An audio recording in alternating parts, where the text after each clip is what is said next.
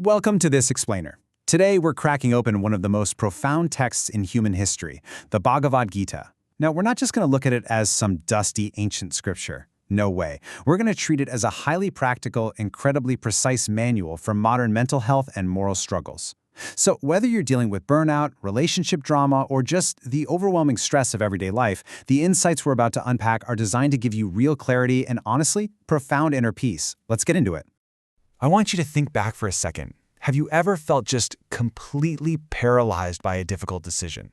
Like a moment where your responsibilities, your emotions, and maybe even your own ego collided so violently that you literally couldn't take a single step forward. If you have, you're in excellent company, because that exact feeling, that total crushing paralysis, is exactly where this ancient masterpiece begins. So here's our roadmap for today. First, the dilemma of Dharma. Second, we'll look at the roots of inner conflict. Third, the path of devotion. Then, number 4, saguna versus nirguna. 5, the 7 qualities of a devotee. And finally, number 6, everyday Bhakti Yoga. We're going to explore the true anatomy of a breakdown and exactly how to overcome it. Okay, let's dive into this. Section 1, the dilemma of Dharma, the battle within. I want you to set the scene in your mind. We're standing on the Kurukshetra battlefield. 2 massive armies are arrayed, just staring each other down. But listen, this isn't just a physical battlefield. It represents a universal moral standstill. Right in the middle, we find Arjuna, literally the greatest warrior of his time, asking his charioteer, who happens to be Lord Krishna, to drive him right between the 2 armies. And what happens next? It perfectly mirrors our own modern moral and emotional battles. Because when Arjuna looks across enemy lines, he doesn't see faceless bad guys. He sees his grandfathers. He sees his revered teachers, his cousins, his friends. And suddenly, this legendary, battle-hardened warrior experiences what we would call a full-blown panic attack. His limbs give way. His mouth goes completely dry. His body trembles. His hair stands on end. He gets goosebumps. And finally, his mighty Gandiva bow just slips right out of his hands. I mean, this validates something absolutely crucial. Even the strongest among us are totally vulnerable when our emotions and our duties violently collide. Which brings us to Section 2, roots of inner conflict, duty versus attachment. So what exactly caused this total collapse? Well, the really crucial point here is that Arjuna was not paralyzed by a fear of dying. As a warrior, he had faced death countless times. No, he was paralyzed by moh, which roughly translates to deep attachment or delusion. It's that agonizing friction between his dharma, his righteous duty to fight against injustice, and his deep personal love for the very family and teachers he now has to fight. It's the ultimate trap of the ego, right? That brutal collision of what I absolutely must do versus what I desperately want to hold on to. All right, let's move on to the solution. Section 3, the path of devotion, or Bhakti Yoga.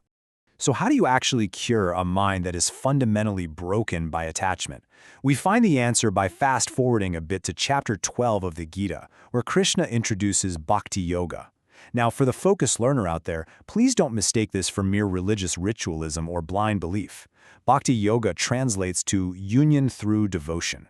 In modern psychological terms, it's a highly practical system for emotional regulation, maturity, and deep resilience. Modern psychology tells us that humans actually regulate their emotions way better through secure attachment and a sense of deep meaning, rather than through just abstract, cold logic. And Bhakti Yoga? It's exactly that secure attachment, but directed toward the divine. This sets up a really fascinating dynamic. Section 4, saguna versus nirguna, forms of devotion.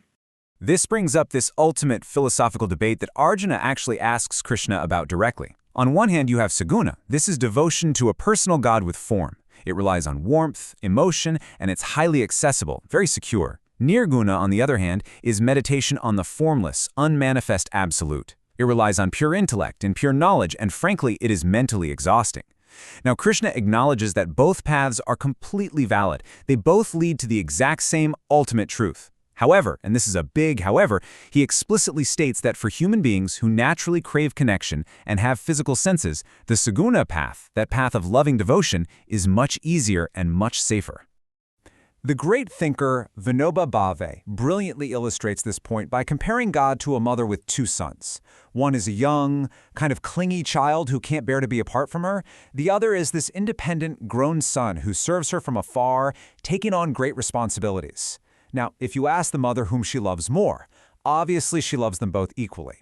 But the younger child's path requires the warmth of feeling, and that deep emotional tether is something the mother and the divine responds to with immense grace. It just provides that necessary warmth. Now, what's really interesting about this next slide is the specifics. Section 5, 7 qualities of a devotee, the true bhakta. See, Krishna doesn't just leave devotion as some vague, abstract feeling. He provides a highly specific, tangible checklist for what a devoted mind actually looks like. It's a way to cultivate inner peace. This isn't just mysticism. It's a literal blueprint for emotional intelligence. We have being free from malice, being friendly, compassionate, detached from possessiveness, free from ego, balanced in joy and distress, and ever forgiving. Let's look at how we might apply a few of these in our everyday modern world. The first one is advashta, which means being free from malice. True devotion means radiating peace even in the face of hostility. Think about your daily life. This means staying calm when someone mocks your beliefs on social media. Or maybe it means actively blessing a coworker in your mind instead of secretly resenting them for getting a promotion that you really wanted. It's about clearing out those weeds of hatred so the seed of devotion can actually grow. Then we have nirmama, which means living free from possessiveness. There's this beautiful anecdote about Raja Jimuketu. He was a king, and when someone asked him about his grand, magnificent palace, he simply replied, "This belongs to God. I am merely a caretaker." I mean, just imagine the relief of living this way. When you view your wealth, your talents, or even your children not as things that you own, but as precious gifts you've been entrusted to care for, you completely destroy the anxiety of losing them. You become a trustee rather than an owner. It's a huge mindset shift. And then there's karunaha, or active compassion.